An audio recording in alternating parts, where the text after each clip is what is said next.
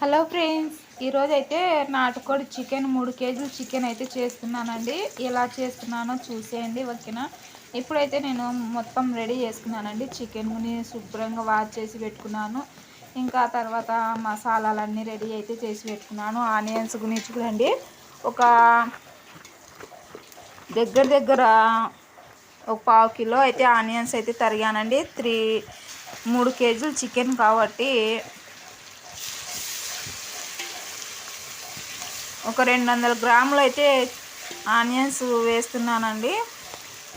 Onions ఇలా gold colour వచ్చిన తర్వాత ఒక 100 గ్రాములు అల్లం వెల్లుల్లి పేస్ట్ అయితే వేసానండి. ఇంకా తర్వాత కొత్తిమీర మెంతాకు అయితే వేసానండి. వేసుకొని ఇవన్నీ బాగా పచ్చివాసన పోయి గోల్డ్ కలర్ వచ్చేంత వరకు వేయించుకోవాలండి. తర్వాత వచ్చేసి ఒక చిన్నగా మీడియం సైజు 2 టమాటా పండ్లు అయితే వేసానండి.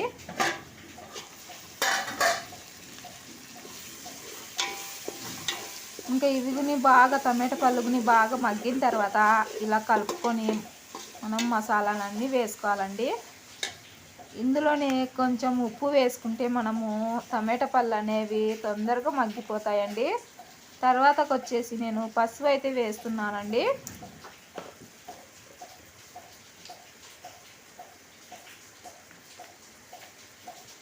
ఈ పసుపు వేసిన తర్వాత ధనియాల పౌడర్ అయితే వేస్తున్నానండి. ఇంకా ఇవి కొంచెం బాగా పసుపు ధనియాల పౌడరు కొంచెము పచ్చివాసన పోయేంత వరకు ఇలానే కలిపి మగ్గించుకోండి. ఆ తర్వాత చికెన్ అయితే వేస్తున్నానండి. ఈ చికెన్ మొత్తం వేసుకొని మొత్తం మసాలా అంతా పట్టే విధంగా కలుపుకోవాలండి.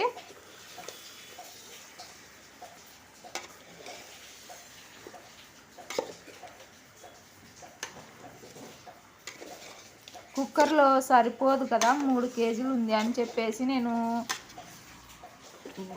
గిన్నెలో అయితే చేస్తున్నానండి. డబ్రాలో అయితే చేస్తున్నాను. ఇంకా ఇలా చూడండి, మసాలా మొత్తం పట్టే విధంగా ఈ విధంగా కలుపుకోవాలండి. నీటుగా మొత్తం మనం ముక్కకు మనం వేయించుకున్న మసాలా మొత్తం పట్టే విధంగా నీటుగా కలుపుకోవాలండి. ఆ విధంగా కలుపుకున్న తర్వాత ఇంకా మనకు కారానికి సరిపోయేమైనా కారం పొడి అయితే వేసుకోవాలండి.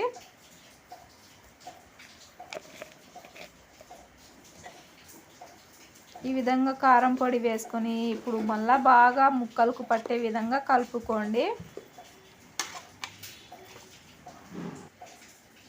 ఇలా బాగా కలుపుకున్న తర్వాత మూత పెట్టేసి ఒక 10 నిమిషాలు చిన్న మంట పెట్టేయండి. ఆ తర్వాత మూత తీసి బాగా ఒకసారి కలపండి.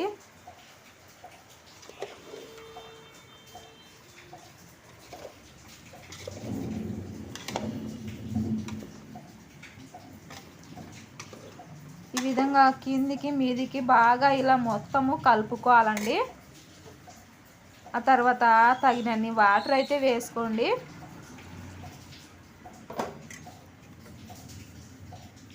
ఇలా తగినన్ని వాటర్ అయితే వేసుకోవాలండి.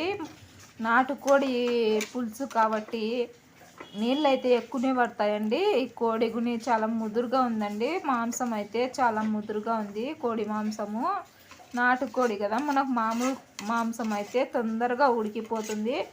కానీ ఇది ఆట మాంసం కన్నా ఇంకా ముదురు ఉందండి నాటుకోడి మాంసం అయితే. ఇంకా రుచికి సరిపోయేమైన సాల్ట్ కానీ కల్లుప్పు కానీ వేసుకోండి. నేను ఇక్కడైతే కల్లుప్పు అయితే వేస్తున్నానండి. ఇంకా బాగా మళ్ళీ ఒకసారి కలుపుకోవాలండి ఉప్పు మొత్తము.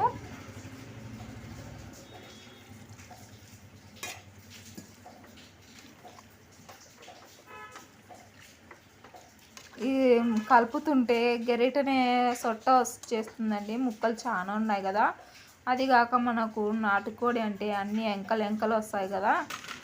ఇంకా కలుపుతుంటే గరిటనే సొట్టలు అయితే అయిపోతుంది.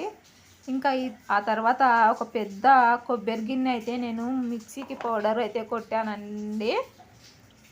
బాగా ఒక పెద్ద గిన్నె తీసుకున్నాను. కొబ్బరి గిన్నె అయితే తీసుకొని బాగా పొడి చేశానండి. మెత్తగా పొడి చేసి ఈ కొబ్బరి పొడిగుని వేసి మళ్ళీ ఒకసారి బాగా ఇలా కలుపుకొని ఇంకా మూత పెట్టేసి ఒక అరగంట సేపు ఉడికించానండి. ఓకేనండి.